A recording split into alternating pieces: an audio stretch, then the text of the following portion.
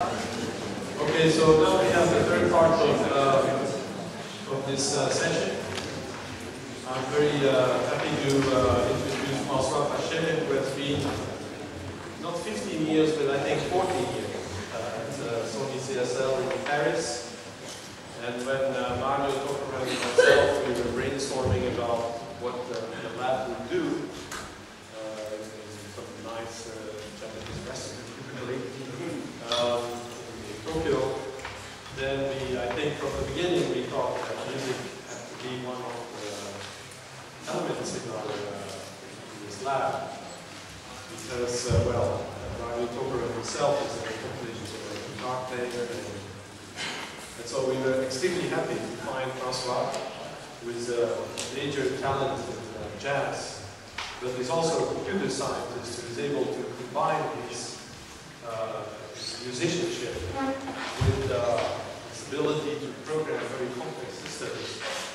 And there's Boudreaux is also here, who is also a CSL researcher, who has been involved in many of the technical aspects. And then we have a jazz musician, Jeff, who is going to play saxophone. Hello. Actually, do I need a microphone? Or can you hear me or not? No, I cannot bear. Okay, so I will try to. It's not usual for me to do a talk with a guitar. I know I look a bit stupid, but is it like? So I will try to give an idea about the things we do in the music team at Sony CSL in Paris.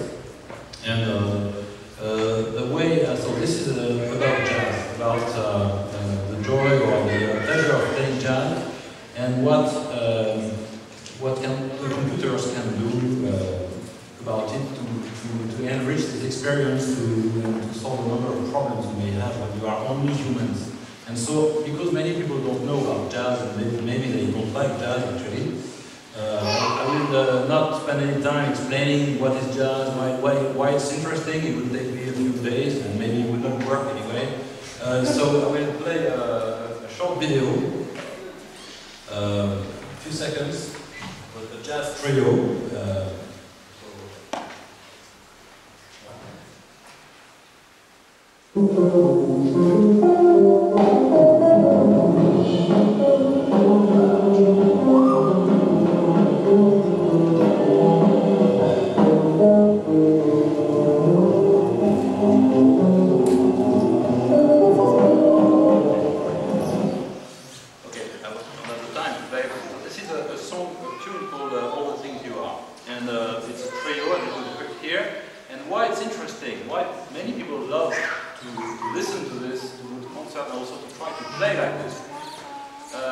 It's because, I mean, a lot of things are happening in this kind of context. I would say there are three things happening. First, you have extremely talented individuals who have a very specific style. So here you have a guitarist called Bartley, and if you hear him on the radio, you can recognize him instantly if you are a musician that he is passionately playing and not someone else. So there is something about individuality and what we can call style or individual style. And there is another thing which is constraint. So in fact they are playing a tune here that I will try to play later in a very bad way. But this tune is a constraint because you have to play that tune with very specific chords, and the chord changes.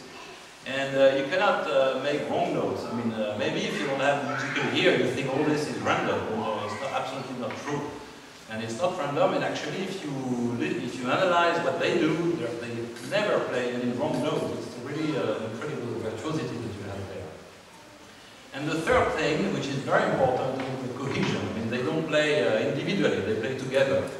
And they try to react to each other, and they try to listen to each other, and to play accordingly. Actually, it's interesting, if you look at the video, you will see that they never look at each other. They are always looking at their instrument. So everything goes through the ear, I mean, so through the audio flux that there is going on. And so just about the constraint. The constraint, to give an idea, is given by the tune. If you play all the things you are, then you have a melody and you have a chord changes. And if you are a musician, you know how to interpret these chords. So they give you scales, they tell you what notes you can play. But also there are interesting places. You can analyze, you can say, oh, there is something interesting. We have here from major to minor, or interesting modulation, or that kind of thing. So these things are seen as constraints in the sense that you have to satisfy this, otherwise it's not the tune you are playing. You are just playing random stuff. So the problem is that, okay, if you are not Pat Metheny, you are a jazz musician, you would like very much to play with these guys. And the only way you can do that today is by buying a CD or buying some -1s or karaoke files, and then you play the CD and you play along the CD. But of course, if you do this, all the magic of cohesion and collaborative music making is gone, because you are just dealing with a pre-recorded thing. So the question is, how can you go beyond playing with fixed recordings, and is it possible to capture the essence of the musician in some way, so that you can then play again with them and achieve the same kind of cohesion? And this is the kind of thing we're trying to do. So here tonight I'll try to give you some examples, and will not, of course, give you a lot of details, but this involves a lot of things that we do precisely at CSL: artificial intelligence, combinatorial optimization, constraints, and markup chains, and all these things. But here I would like to show a few examples. So in a jazz setting, typically you have, let's say, the bass, then the drummer, and then you have someone doing accompaniment, like guitar or piano, and then you have a solo improvisation. So I will try to show how each of these instruments can be modeled in order to do what I said before, that is capture the style and then make it flexible so that you can play actually with them every time.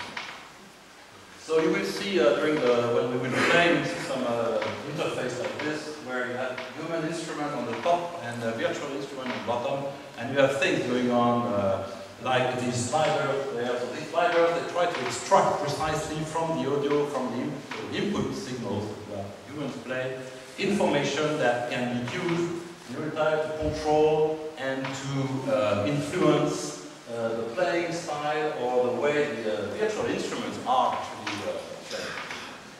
So the first thing I want to talk about is the bass.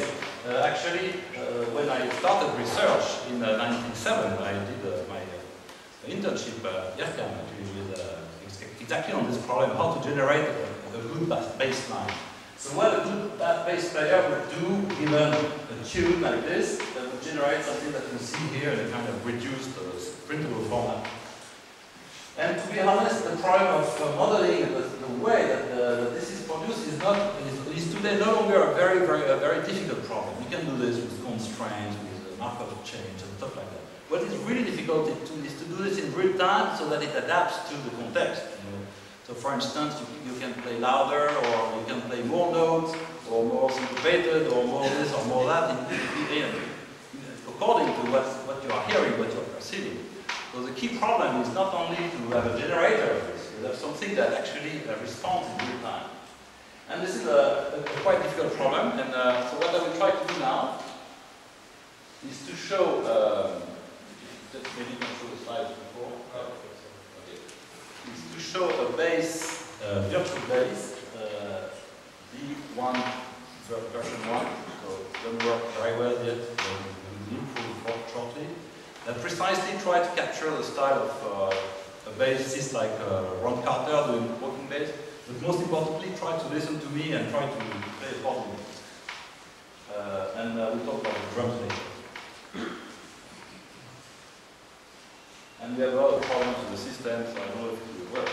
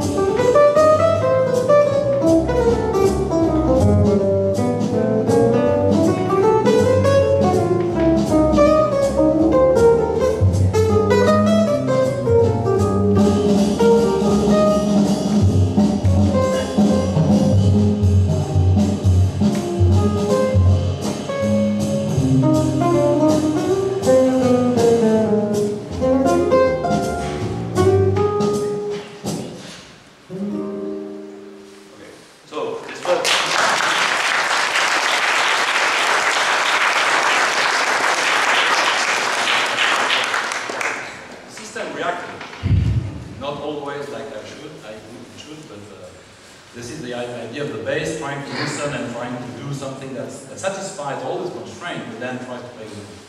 So now the drums. The drums is a very different story. So the way we do this is we listen to drummers. So we will show you what is a drummer. It's a very special kind of.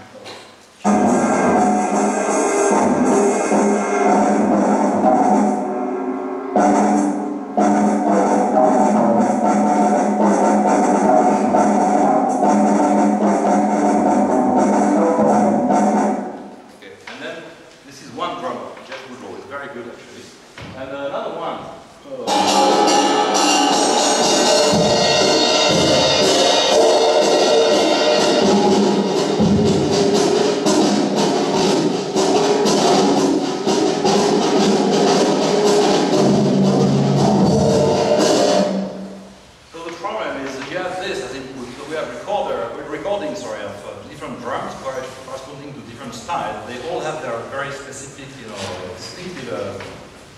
Individuality. And then what we try to do is to use this and turn these recordings, whatever form they are, into something that's adaptable, flexible, and that can actually play with you. And so Jeff now is going to try to do that for a very, very short funk piece.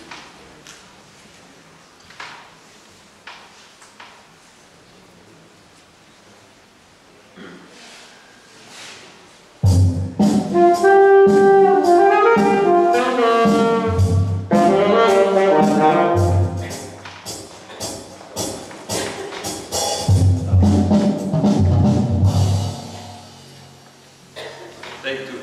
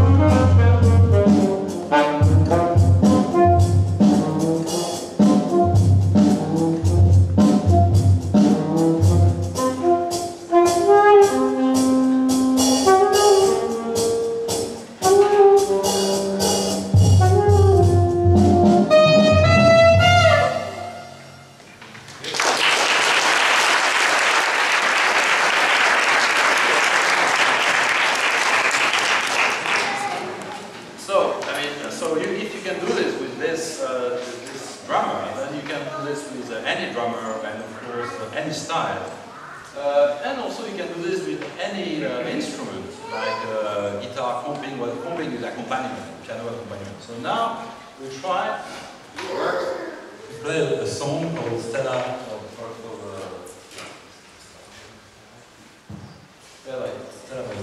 sorry. So where you have we play together humans and also with a bass, virtual drum, and a virtual guitar. The bass, the drum is Jeff Boudreaux, the virtual drum, and the virtual guitar is myself. So I record and I use myself as an input for this song. For this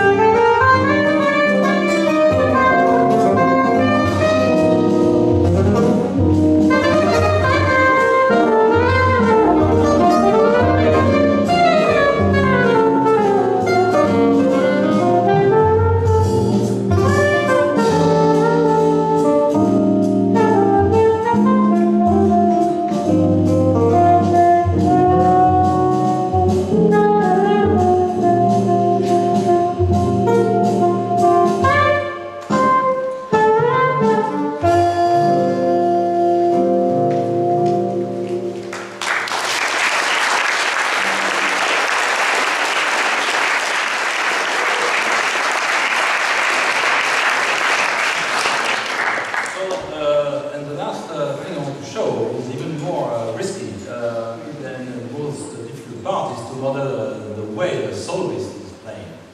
And so I'll give you an example of what is really jazz virtuosity on the saxophone.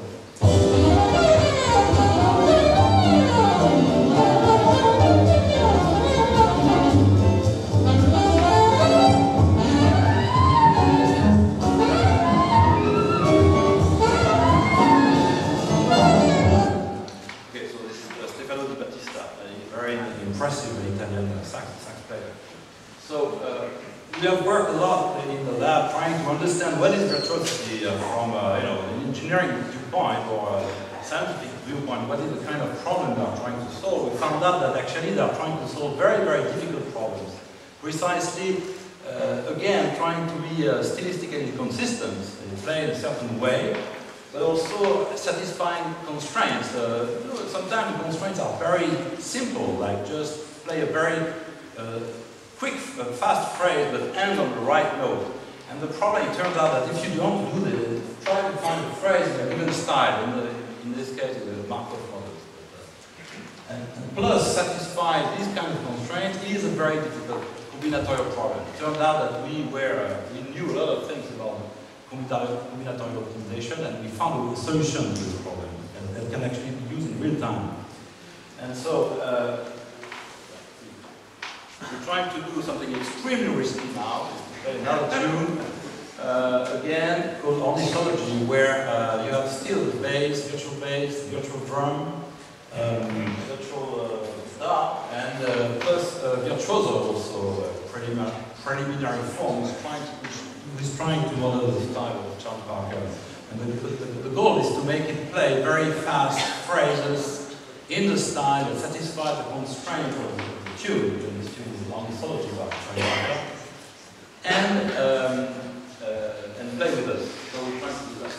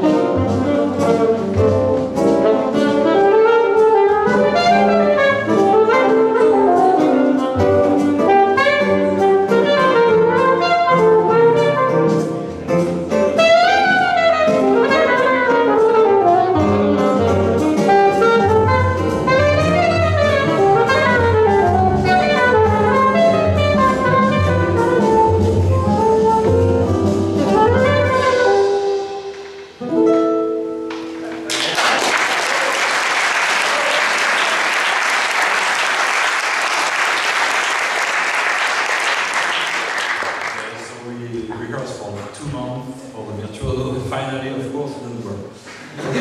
Please keep tuned, keep in touch, and I will soon issue videos with the virtuoso. I want to try another one? Yeah, let's try.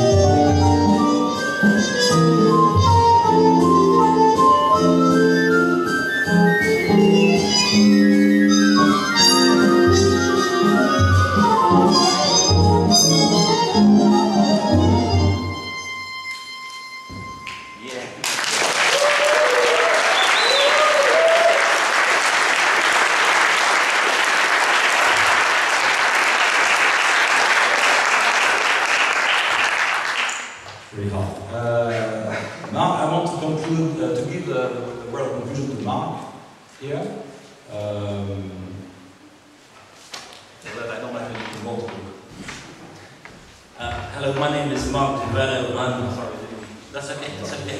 This is improvised. François said for me to say something. The first thing I would like to say is, whatever the flute player had as a drink, being the first song and the second song, we should find out.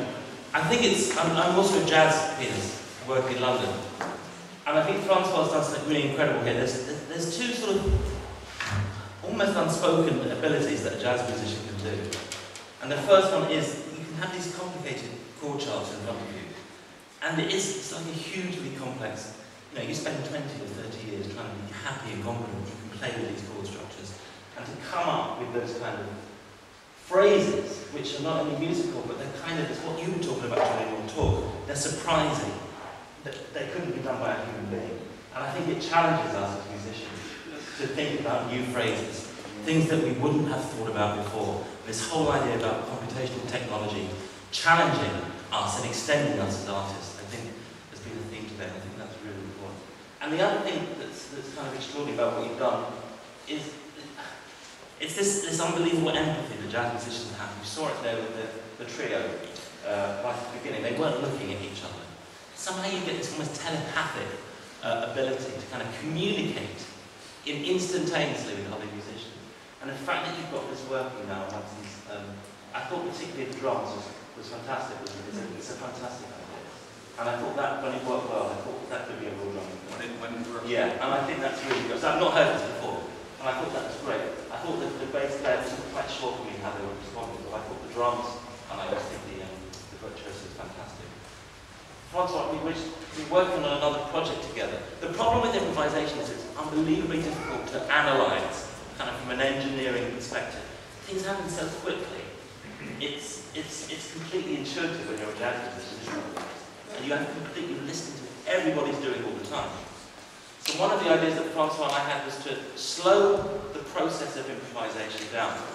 Improvisation, when it's the greatest, is instant composition. You're making a song, a tune-up, in real time, working with the other musicians.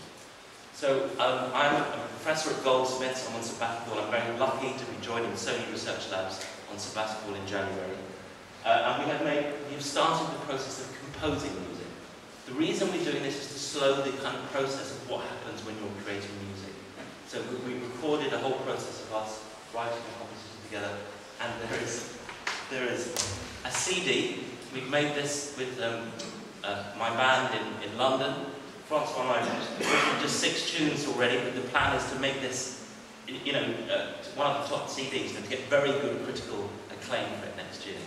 But we would like you to take one. If you want one, it's available for you, and you can hear some of the songs that we've composed. But I wanted you to say what I think I'm incredibly impressed. So well done. Thank you very much.